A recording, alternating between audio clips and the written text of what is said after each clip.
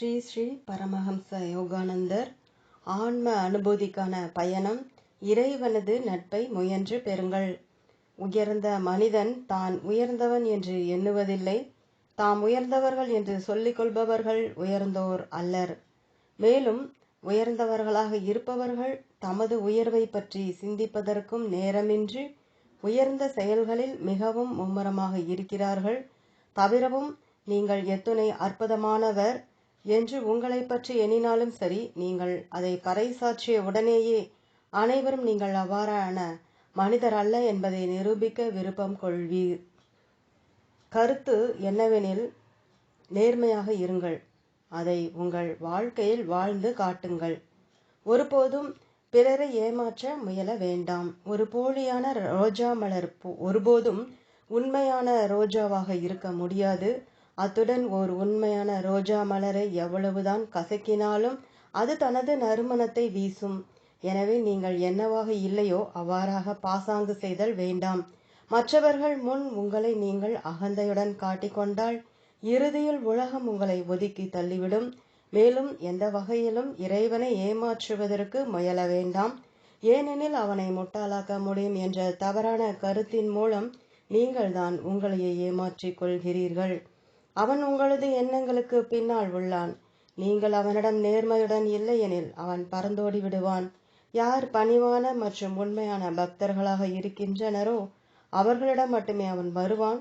நீங்கள் அவனை நேசிக்கும் பொழுது அவனை அறிவீர்கள்.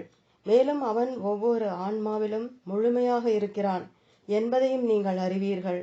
அந்த ஆன்மா மூடப்பட்டிருப்பது கரியாலான தனித்தன்மையினாலா அல்லது வைரத்தினாலான தனித்தன்மையினாலா என்பது முக்கியமல்ல. இறைவன் இரண்டிலும் சமமான அளவில் இருக்கிறான். ஆனால் வைரத்தின் மனோபாவம் கொண்ட மகான் இறைவனை முழுமையாக பிரதிபலிக்கிறார். இறைவனது நட்பை நீங்கள் முயன்று பெற்றுவிட்ட போது அடையும் அந்த ஆனந்தத்திற்கு எந்த ஆனந்தமும் ஈடல்ல. மேலும் அந்த ஆனந்தத்தை பிறருடன் பகிர்ந்து கொள்வது மிகுந்த அற்புதமானது.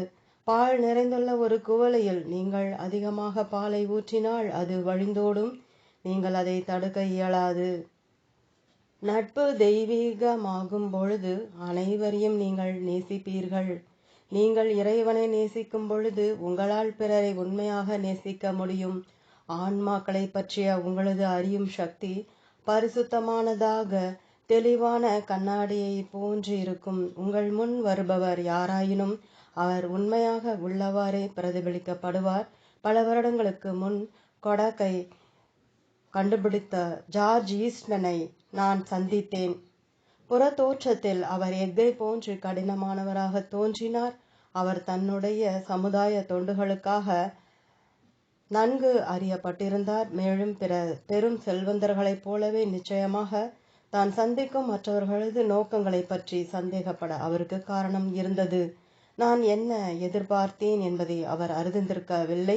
எடுத்தவுடனேயே அவர் கேட்டார், எனது இல்லத்திற்கு வருகை தர என் அழைப்பை ஏற்பீர்களா என கேட்டார்.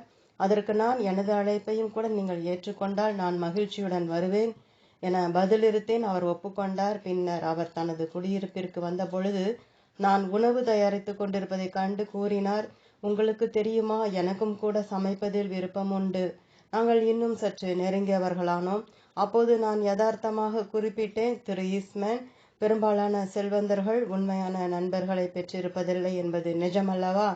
நான் உங்களை ஒரு நண்பராக சந்திக்க விளைகிறேன், செல்வந்தனாக அல்ல. அவர் புன்னகைத்தார்.